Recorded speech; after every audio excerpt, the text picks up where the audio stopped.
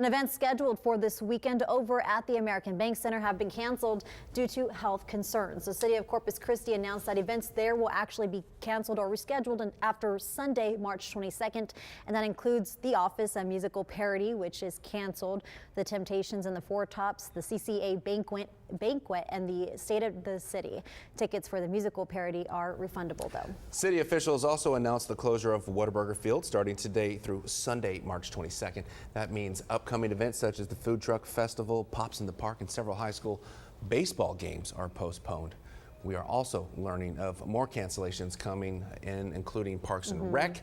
They're revoking permits for the St. Patty's Day block party. That was scheduled for tomorrow, and the Shamrock Shuffle. Also, a make that a Veterans game scheduled for tomorrow at Sherrill Park has been canceled there. Yes, and you can look at all these cancellations up on our website, KHBLITV.com. Now we're following the